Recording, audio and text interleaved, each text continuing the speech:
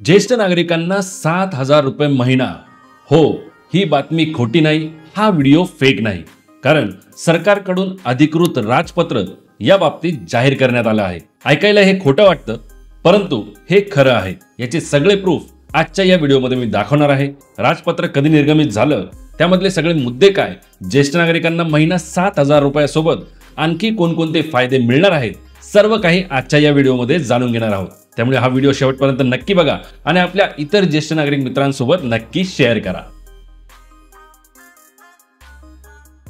मित्रांनो, महाराष्ट्र शासनाने ज्येष्ठ नागरिकांसाठी खास एक नवीन योजना आणली आहे, ज्यामुळे वाढत्या वयाचा भार आता आर्थिकदृष्ट्या थोडासा हलका होणार आहे।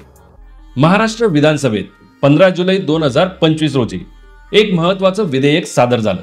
या विधेयकाचं नाव आहे महाराष्ट्र राज्यातील ज्येष्ठ नागरिकांना सेवा सुविधा देण्याबाबत विधेयक 2025। या अंतर्गत राज्यातील 65 वर्ष वय किंवा त्यावरील सर्व ज्येष्ठ नागरिकांना महिन्याला 7,000 रुपये मानधन देण्याचा प्रस्ताव आहे।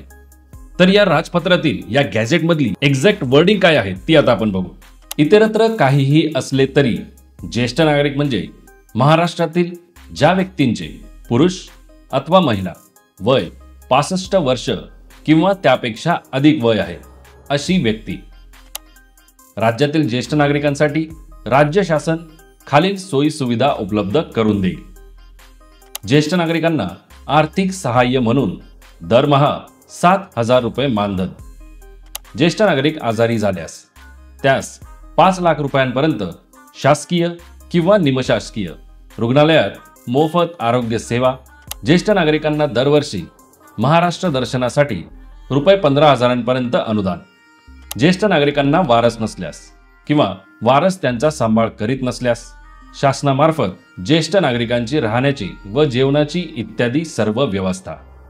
ज्येष्ठ नागरिकांच्या विविध समस्या व तक्रारींचे निवारण करण्यासाठी टोल फ्री हेल्पलाईन। तर राजपत्रामध्ये या सर्व सुविधा मेन्शन करण्यात आल्या आहेत। त्यातली सगळ्यात महत्त्वाची आणि सगळ्यात पहिली सुविधा म्हणजे ज्येष्ठ नागरिकांना आर्थिक मानधन म्हणून दरमहा 7,000 रुपये। आता यासाठी कोण पात्र आहे? पात्रता अगदी स्पष्ट करण्यात आलेली आहे। ज्यांचं वय 65 वर्ष किंवा त्यापेक्षा अधिक आहे असे ज्येष्ठ नागरिक यासाठी पात्र असतील। ज्या वेळेला या योजनेची सुरुवात होईल त्यावेळी अजून काही महत्त्वाच्या पात्रता आवश्यक असतील, जसे महाराष्ट्रातील रहिवासी असणे गरजेचे असेल, कारण ही योजना महाराष्ट्रातील ज्येष्ठ नागरिकांसाठी असेल। आणि काही महत्त्वाची कागदपत्र तुमच्याकडे मागितली जातील, जसे बँकेचे डिटेल्स, तुमचे ओळखपत्र, वयाचा पुरावा, तुमचा रहिवासी पत्त्याचा पुरावा इत्यादी।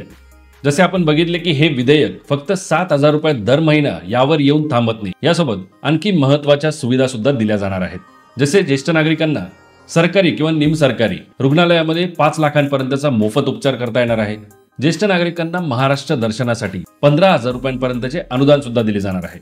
असे ज्येष्ठ नागरिक ज्यांचा सांभाळ त्यांचे कुटुंब करत नसेल तर त्यांच्या राहण्याची जेवणाची सगळी सोय सरकारतर्फे करण्यात येणार आहे, जिथे त्यांना गरजेच्या सगळ्या सुविधा पुरवल्या जातील। आणि ज्येष्ठ नागरिकांच्या ज्या काही समस्या असतील त्यांचे निराकरण करण्यासाठी ज्येष्ठ नागरिकांना एक टोल फ्री हेल्पलाईन नंबर सुद्धा दिला जाणार आहे। आता ही योजना राज्यामध्ये आणण्याचे कारण काय? आपल्या राज्यामध्ये वृद्धांची, ज्येष्ठ नागरिकांची संख्या ही दिवसेंदिवस वाढत आहे, परंतु त्यातील अनेकांना आधार नाही, औषधं उपचार नाहीत, औषधं विकत घेण्यासाठीचे पैसे नाहीत आणि कुटुंबातही कोणी सांभाळ करत नाही। म्हणूनच केंद्र शासनाच्या आयुष्मान भारत योजनेसोबत राज्य सरकारने हा स्वतंत्र कायदा आणला आहे।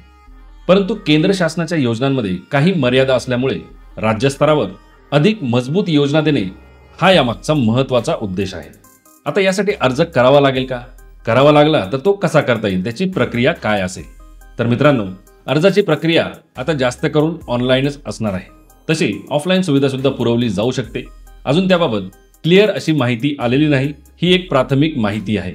अर्ज जर ऑनलाईन करायचा झाला तर तो तुम्हाला घर बसल्या करता येईल, ऑफलाईन करायचा झाला तर तहसील कार्यालय, जिल्हाधिकारी कार्यालय या ठिकाणी करता येऊ शकतो। याआधी सांगितल्याप्रमाणे तुम्हाला डॉक्युमेंटमध्ये वयाचा पुरावा लागेल, रहिवासी पत्त्याचा पुरावा लागेल, तुमचे ओळखपत्र लागेल, इत्यादी कागदपत्रे मागितली जाऊ शकतात, बँकेचे डिटेल्स इत्यादी। नंतर अर्जांची छाननी करून योग्य आणि पात्र ठरलेल्या ज्येष्ठ नागरिकांना हे सगळे लाभ दिले जातील। मित्रांनो, वाढत्या वयामध्ये थोडंसं आर्थिक बळ मिळालं तर मनाला आधार मिळतो। ही योजना आपल्यासाठीच आहे, आपल्यासारख्या ज्येष्ठ नागरिकांसाठीच आहे।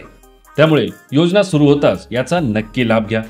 योजनेसाठी लागणारा अर्ज जर ऑनलाईन पद्धतीने असेल तर ऑनलाईन पद्धतीने अर्ज कसा केला जाऊ शकतो याची देखील माहिती उपलब्ध होताच आपल्या चॅनलवर दाखवली जाईल। त्यासंबंधीचा एक स्वतंत्र व्हिडिओ आपल्या चॅनलवर पोस्ट केला जाईल।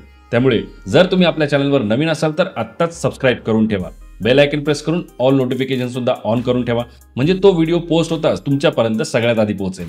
लक्षात ठेवा, 7,000 रुपये हे आपल्याला फुकट मिळत नाही, हे तुमच्या मेहनतीचे, हे तुमच्या कष्टाचे फळ आहे। त्यामुळे सरकारने असा निर्णय घेतला आहे।